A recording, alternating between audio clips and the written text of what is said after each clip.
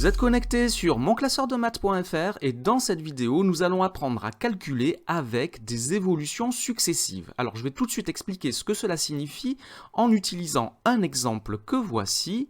Une taxe augmente de 12% en 2019, puis de 7% en 2020. Et nous voulons savoir quel est le taux d'augmentation globale de cette taxe sur ces 2 années. Alors ici, nous avons ce que nous appelons des évolutions successives. Nous avons 2 augmentations ici successives. D'abord une augmentation de 12% qui est suivie d'une augmentation de 7%. Et ce que nous voulons calculer, le taux d'augmentation global, c'est le pourcentage d'augmentation en tout. Global, si on devait remplacer les 12% d'augmentation suivis de 7% d'augmentation par une seule augmentation, quelle serait cette augmentation-là? C'est ce que nous cherchons. Alors surtout, l'erreur à ne pas faire, c'est d'additionner les pourcentages. On ne peut pas dire ici que la taxe a augmenté de 19%, 12 plus 7. On va le montrer en utilisant les coefficients multiplicateurs. En effet, la première augmentation est de 12%. Je vous rappelle qu'une augmentation de 12% correspond à un coefficient multiplicateur de 1,12. On additionne 1 et le taux d'évolution qui est ici de 0,12, ça fait 1,12. C'est le coefficient multiplicateur, je vais le noter CM1, donc le coefficient multiplicateur associé à l'augmentation de 12%. Cela signifie que si je prends la valeur initiale de la taxe, donc avant la première augmentation, et que je veux calculer la valeur de la taxe après l'augmentation de 12%, je dois multiplier la valeur initiale par 1,12.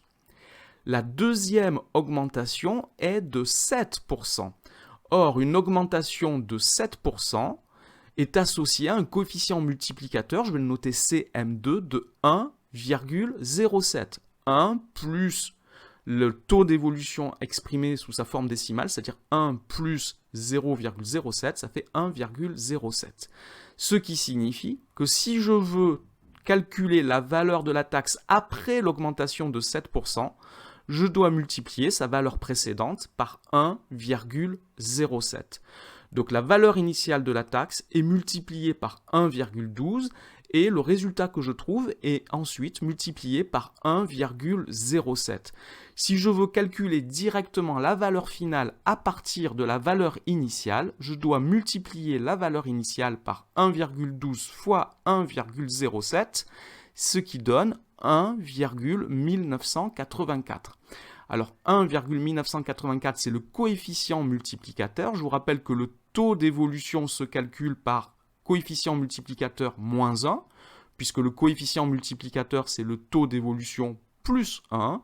Donc on peut dire que ce coefficient multiplicateur, qui est 1,1984, correspond à un taux d'évolution de 0,1984, et donc cela correspond à une augmentation de 19,84% pour cette taxe sur ces 2 années. Et vous voyez, on ne trouve pas 19%, on a 19,84%, ce qui est très différent.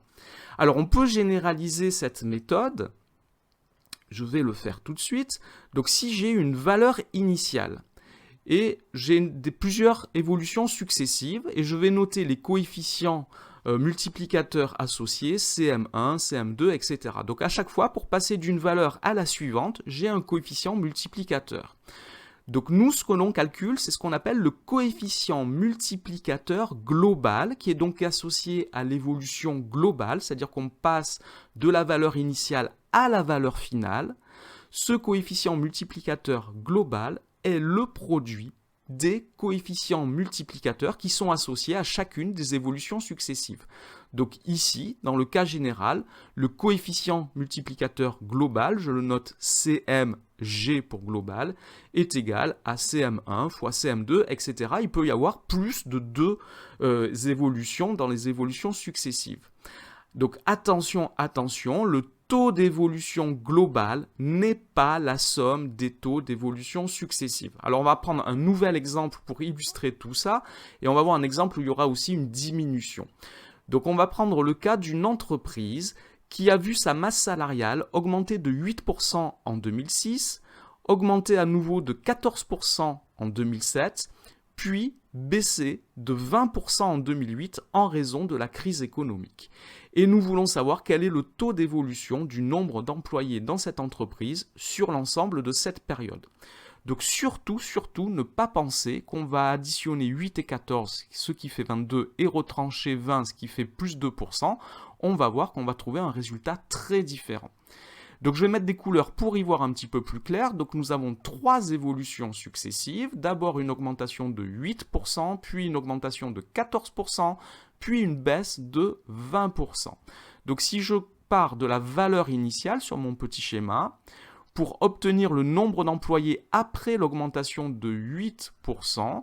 Ensuite, je vais calculer le nombre d'employés après l'augmentation de 14%. Et enfin, le nombre d'employés après la baisse de 20%. Pour cela, j'ai besoin des coefficients multiplicateurs qui correspondent à chacune de ces évolutions.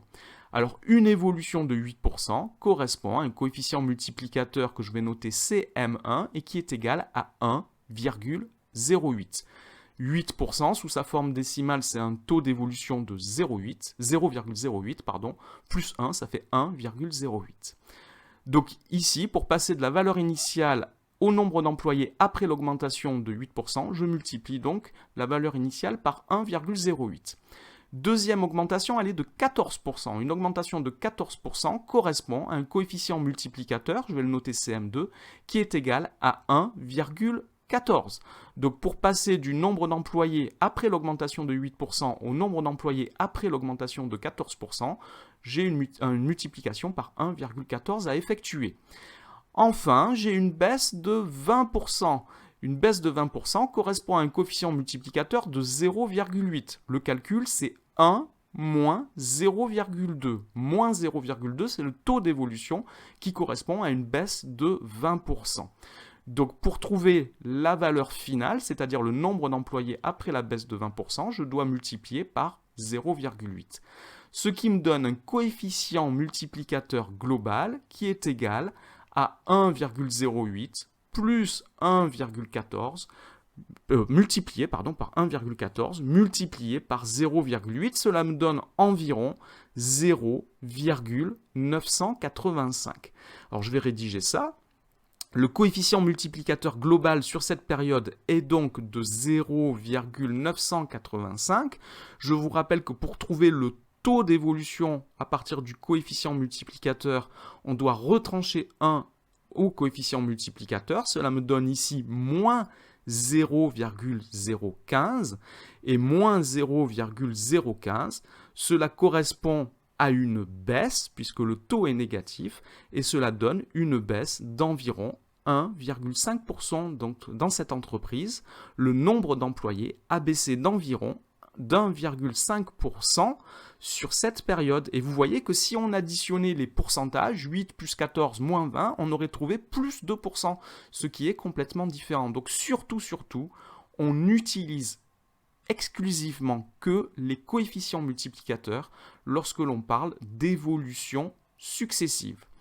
Cette vidéo est maintenant terminée. Merci de l'avoir regardée. N'oubliez pas de lui donner un j'aime et de vous abonner à la chaîne. Au revoir.